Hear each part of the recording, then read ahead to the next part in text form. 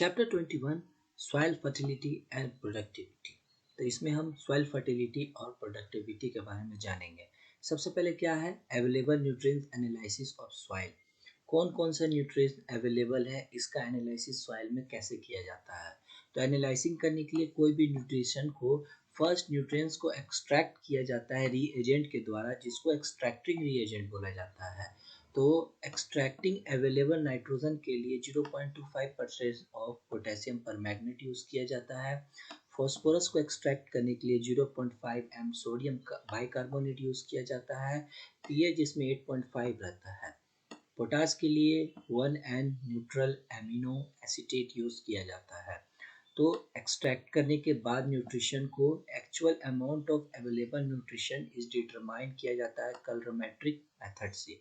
तो कितना न्यूट्रिशन है, पहले तो रिएजेंट के द्वारा एक्सट्रैक्ट किए, एक्सट्रैक्ट करने के बाद उसको पता कैसे करेंगे कितना उसमें अवेलेबल न्यूट्रिशन है या न्यूट्रिएंट है, वो पता करते हैं हम लोग कलरोमेट्रिक मेथड से। On the basis of analysis of available nutrition soil fertility class किया गया है 3 ग्रुप में, लो मीडियम और हाई ग्रुप में क्लासिफाई किया गया है सॉइल फर्टिलिटी को। तो नाइट्रोजन का लो स्टेटस कब रहेगा, जब 250 केजी से कम रहेगा, और 250 से 500 केजी तक एक हेक्टेयर में पर हेक्टेयर में रहा तो ये मीडियम तक में आएगा, और 500 केजी से ज़्यादा रहा तो ये हाई में आएगा नाइट्रोजन।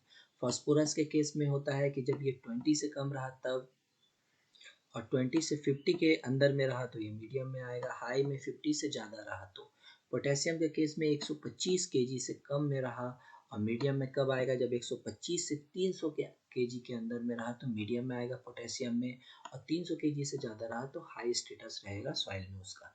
और जिंक और कॉपर का सेम होता है, जिसमें 0.5 ppm होता है लो में, और 0.5 से 1 ppm तक होता है मीडियम में, और 1 ppm से ज़्यादा होता है हाई। और Mn मैग्नीज का क्या होता है, लो रहेगा 1 ppm से कम में, मीडियम रहेगा 1 से 3 ppm, और 3 ppm से ज़्यादा रहेगा तो मैग्नीज का। बोरॉन का केस में लो रहेगा 0.33 ppm, और मीडियम रहेगा 0.33 से 0.67 तक, और हाई रहेगा जब 0.67 ppm से ज़्यादा रहा तो बोरॉन हाई रहेगा। तो ये डिफरेंट अवेलेबल न्यूट्रिशन का था। कब हम कहेंगे कि कौन सा न्यूट्रिशन ज़्यादा है, मॉडरेट है या लो है किसी भी सॉइल में, जो 3 कैटेगरी में क्लासिफाई किया गया है। जो कि ऑर्गेनिक कार्बन और ऑर्गेनिक मैटर में क्या होता है, लो कब होगा, जब 0.5% तक होगा, मीडियम जब 0.5 से 0.75 तक होगा, और हाई में कब होगा, जब 0.75 से ज़्यादा होगा तो ऑर्गेनिक मैटर कंटेंट ज़्यादा होगा। ऑर्गेनिक मैटर यहाँ पे कुछ सीरियल नंबर दिया हुआ है, यहाँ न्यूट्रिशन कौन कौन सा न्यूट्रिशन डिटर्मिनेशन का दिया हुआ है और एनालिसिस प्रोसेस इसका दिया हुआ है। टोटल नाइट्रोजन इन सॉइल अगर पता करना है तो खेलदई प्रोसेस से हम लोग पता करते हैं।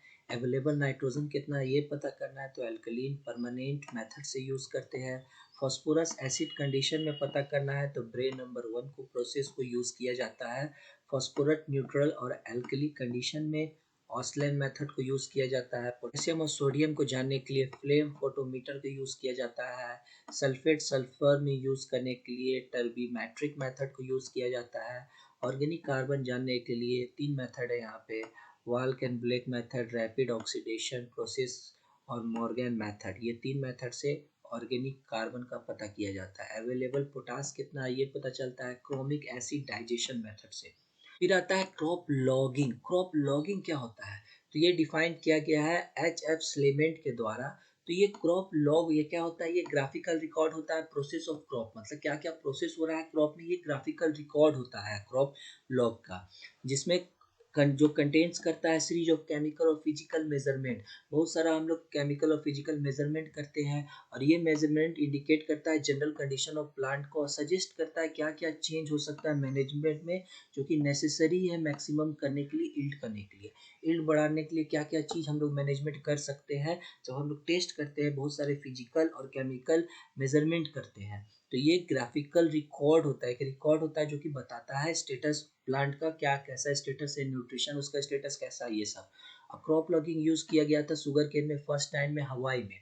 क्रॉप लॉगिंग एक रिकॉर्ड होता है कंपोजिशन ऑफ क्रॉप के लिए विथ रिस्पेक्ट नाइट्रोजन फॉस्फोरस और पोटेशियम का, मॉइस्चर का, शुगर का, weight of young set tissue का, और other management at regular interval में during crop growth in the field में।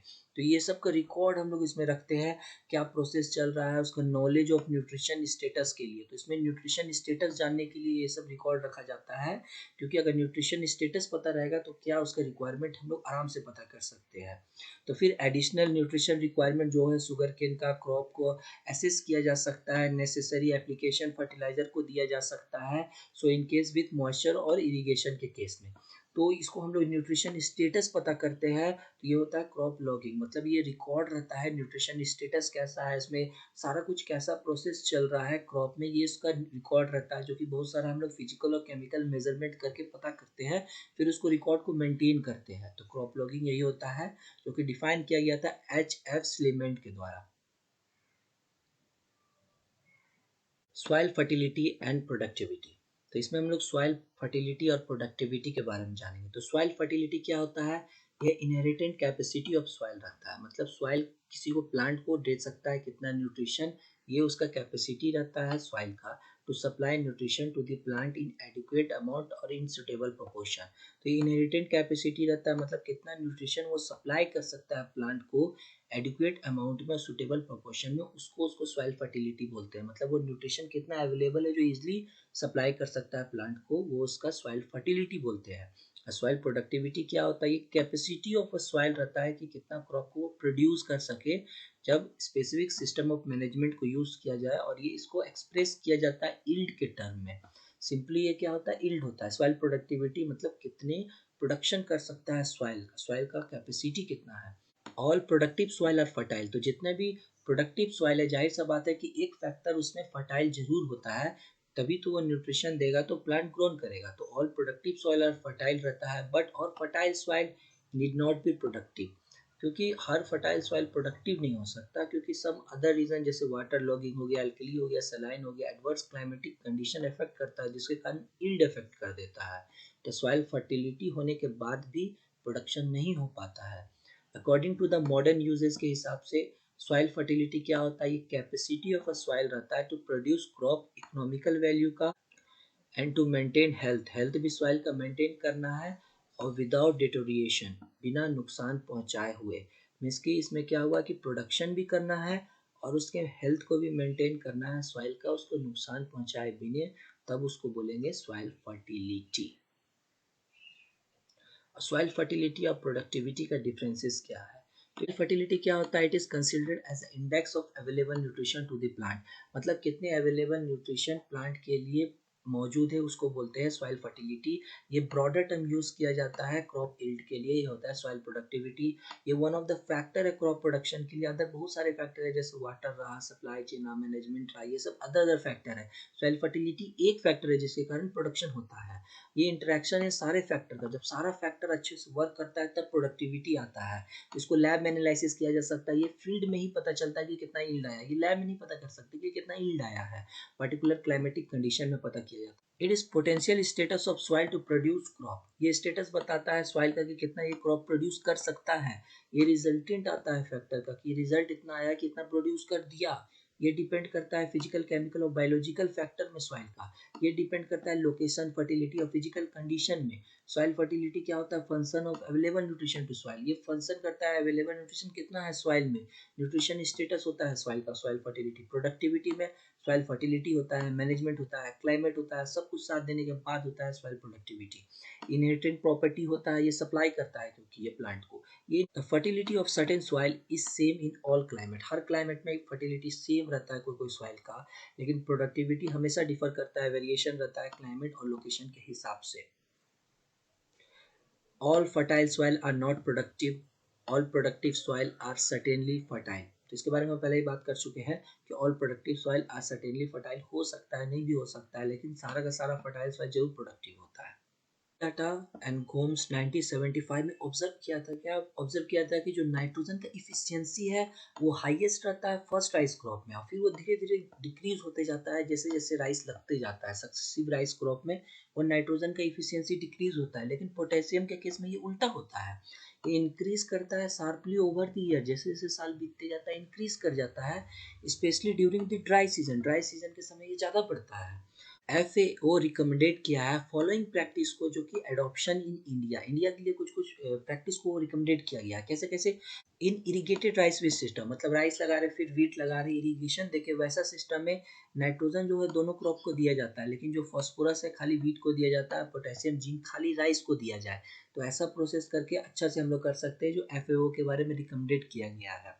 और इन राइस या राइस ग्रीन ग्राम या सोयाबीन सिस्टम के साथ क्या यार, नाइट्रोजन बोथ राइस क्रॉप को दिया जा सकता है, nitrogen to both the rice crop को दिया जा सकता है, और फॉस्फोरस ड्राई सीजन में राइस को दिया जाए, और potassium sodium, potassium sulphur zinc to the second crop को, और इन मेज पल्स इंटरक्रॉपिंग जब हो तो उस समय एन टू द मेज को दिया जाए, पी बोथ क्रॉप को दिया जाए, पोटेशियम सल्फर और जिंक खाली मेज को दिया जाए। तो ये तीन प्रैक्टिसेस जनरली बताया गया है, FAO के द्वारा रिकमेंडेड किया गया है। जब हम लोग ऐसे इंटरक्रॉपिंग करते हैं या दो क्रॉप को लगाते हैं तो इस तरह से हम लोग न्यूट्रिशन स्टेटस को मेंटेन कर सकते हैं। यहाँ पे कुछ इंपॉर्टेंट पॉइंट दिया गया है जो कि कई बार MCQ में पूछा जाता है एग्जामों में। जैसे the overall food grain production of fertiliser का रेशियो हो तो वो कितना होता है 10:1, मतलब एक फर्टिलाइजर में 10 ओवरऑल फूड ग्रेन प्रोडक्शन होता है। नाइट्रेट फॉर्म ऑफ नाइट्रोजन जो रहता है, नाइट्रोजन का नाइट्रेट फॉर्म जो रहता है ये सलाइन सॉइल के लिए प्रिफरेबल रहता है, क्योंकि अमोनिया इसमें लॉस्ट हो जाता है वोलेटिलाइजेशन के थ्रू। अमोनिया फर्टिलाइजर ये अप्लाइड किया जाता है रिड्यूस जोन में, और नाइट्रेट फर्टिलाइजर ये अप्लाइड किया जाता है ऑक्सीडाइज जोन में जब नाइट्रोजन का एप्लीकेशन किया जाता है। In crop where vegetative part जो कि होता है इकोनॉमिकल यील्ड होता है, मतलब मेन यील्ड होता है वेजिटेटिव पार्ट, जैसे कि शुगर केन, बीट, पोटैटो और टोबैको में, तो N supply must be stop much before maturity, maturity से पहले उसको स्टॉप कर दिया जाता है नाइट्रोजन का सप्लाई को, अदरवाइज क्वालिटी और मैच्योरिटी उसका अफेक्ट कर सकता है। सीड क्रॉप जितने भी रहते हैं, last application of N nitrogen during seed development phase होता है, उसका इम्प्रूव करता है quality and germinability of seed का। The application of large dose of N should be foliar, foliar application होना चाहिए। Indeterminate grain crops like rice, wheat, maize जितने भी रहते हैं, N supply at the beginning of the reproductive phase, मतलब panicle initiation के समय में नाइट्रोजन का application as the last doses increase करता है उसके नंबर और वेट ऑफ ग्रेन्स को। और इनडिटर्मिनेंट प्लांट में जैसे कि रेप रहा, सीसम रहा, कॉटन रहा, nitrogen application at the flowering stage में and another at the late flowering stage में इंक्रीज करता है उसका यील्ड और क्वालिटी को।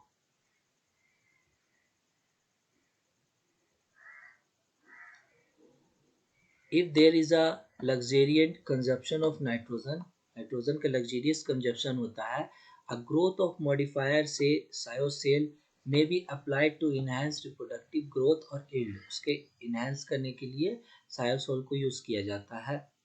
Plant required a greater amount of phosphorus at their early stages में फॉर रूट ग्रोथ के लिए, but plant absorb potassium up to harvest and potassium fertiliser become available slowly, धीरे धीरे स्लोली अवेलेबल रहता है potassium fertiliser, plant absorb करता है potassium fertiliser को हार्वेस्टिंग तक, और जो स्टार्टिंग में जो रूट ग्रोथ के लिए फॉस्फोरस चाहिए रहता है। रैबिंग means heat treatment applied to soil by burning refuse plant over it। Rabbing means जो कि हीट ट्रीटमेंट जो अप्लाइड किया जाता है to soil by burning refuse places over it, जितने भी रिफ्यूज है उसके ऊपर जो कि बर्न किया जाता है, मतलब सॉइल के ऊपर जो बर्न किया जाता है रिफ्यूज जितने भी रहते हैं उसको बोलते हैं रैबिंग। रैबिंग क्या होता है? हीट ट्रीटमेंट होता है। टीज, टेस्ट क्या होता है? Soil containing high proportion of molybdenum, उसको बोलेंगे टीस। टीस मतलब सॉइल जो है वो कंटेन किया हुआ हाई प्रोपोर्शन ऑफ मोलिबेडनम। मार क्या होता है? रॉ ह्यूमस जो होता है, a type of forest humus layer of unincorporated organic material. एक रॉ ह्यूमस होता है जो कि एक टाइप ऑफ फॉरेस्ट ह्यूमस होता है, लेयर ऑफ अनइनकॉर्पोरेटेड, एक दूसरे में नहीं मिला हुआ रहता है ऑर्गेनिक मटेरियल का। मार्लिंग क्या होता है? Is the application of clay to sandy soil, मतलब कि सैंडी सॉइल में जब हम लोग एप्लीकेशन करते हैं क्ले का तो उसको बोलेंगे मार्लिंग। तो मार्लिंग हुआ जब हम लोग एप्लीकेशन करेंगे क्ले का सैंडी सॉइल में मार्क किया हुआ, ये रॉ ह्यूमस होता है। A type of forest humus layer रहता है जो अनइनकॉर्पोरेटेड रहता है, मिला हुआ नहीं रहता ऑर्गेनिक मैटर से। रैबिंग क्या होता है? हीट ट्रीटमेंट होता है, मीन्स की सॉइल में हम लोग बर्निंग कर देते हैं किसी भी चीज़ को, उसको हीट ट्रीटमेंट देते हैं, उसको बोलते हैं रैबिंग होता है। तो इसी के साथ जो होता है चैप्टर 21 खत्म हुआ। Thank you.